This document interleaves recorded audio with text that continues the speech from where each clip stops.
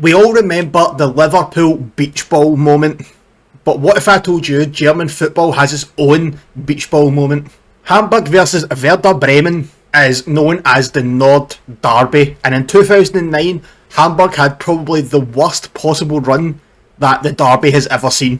In the space of 19 days, both clubs would play each other 4 times over 3 competitions: the Bundesliga, the DFB Cup semi-final and the UEFA Cup semi-final. And little did anyone know, a tiny small piece of paper would have such a huge impact on the Nord Derby history. Hamburg had been having a great season in the lead up to the 4 derby games that season and had great hopes of making it into the European spots. The first of the 4 Nord Derby games was played on the 22nd of April in the semi-final of the DFB Cup. The match ended 1 each after 120 minutes and went to penalties. Werder scored 3 penalties coming from Claudio Pizarro, Mesut Ozil and Torsten Frings. This meant that there was a chance for Tim Weiss to save a penalty after saving 2 previously and becoming a hero. And of course he did. He saved a 3rd penalty in that shootout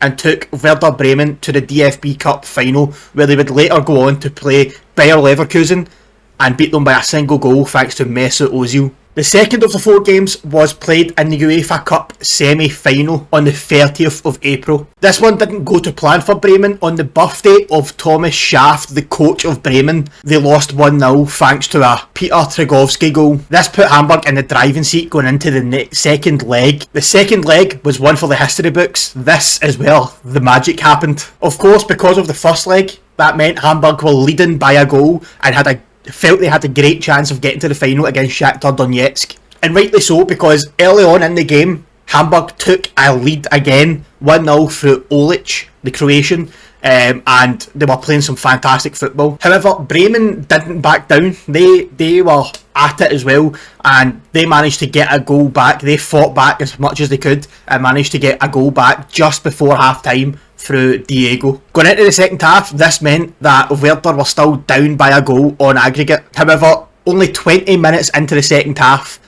Claudio Pizarro managed to find the back of the net, and that meant the game was level. Now, the next part of the story is where it gets unbelievable. Hamburg defender Gravgaard wanted to pass the ball back to the goalkeeper, who wasn't far from him. There wasn't much of a distance between them.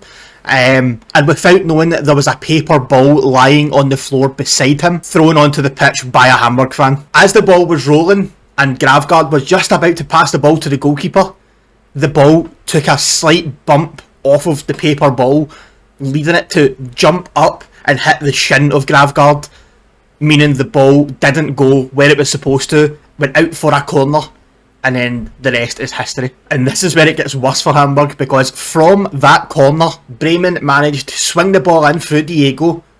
It was headed then on by Hugo Almeida, and Frank Baumann managed to header the ball past the goalkeeper to make it 3-1 to Bremen on the night. Bear in mind, there's only like 8 minutes or something to go now, and surely that's it. Again, Olic did manage to find the back of the net, meaning it was 3-3 on aggregate. However, that was too little too late, because remember, back then, away goals mattered.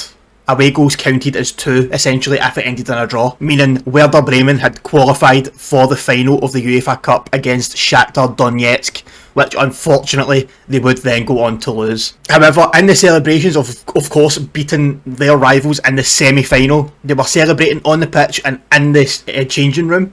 That paper ball managed to find its way into the hands of the coach, Klaus Alof, and now to this very day you can find that piece of paper in Werder Bremen's club museum. 3 days later, and yet again these clubs would play each other, and for the final time of the season, Bremen would host Hamburg. This was the business end of the season now. There was only 4 games remaining in the league, and Hamburg found themselves in 5th place, 5 points from leaders Wolfsburg. So basically Hamburg were fully in this title charge. On the other side of the scale, Werder Bremen finished 10th, or were in 10th at the time, and they were only really playing to stop Hamburg winning the league. And that they did, because Hugo Almeida managed to score 2 goals in 15 minutes and that completely put a stop to Hamburg's title charge. This meant Hamburg had no chance at winning the Master Challenge. And that's the story of Paperballgate, as the Germans refer to it. An unbelievable story that just shows how little things can impact such a big, important football match, which is, of course, why we love football. Let me know in the comments below your thoughts on the situation. Let me know what you want to see next, what topic should I talk about next. Please don't forget to like, subscribe and comment, it helps massively. The last video on Fürth was just blew up like so much, which I'm so grateful for, so thank you to everyone who watched that video. Hopefully that can push us forward into more new people seeing the channel, and hopefully we can start making more videos on different things. I've got 1 or 2 other videos planned. One I'm still waiting on some parcels being delivered before I can do, and the other one should hopefully be out tomorrow. If I can get this video edited today, then it means I can then go on to record the next video and have that edited for tomorrow, hopefully. But yeah, please share this with your friends if you think they should know about Paperballgate. And until next time, I shall see you later.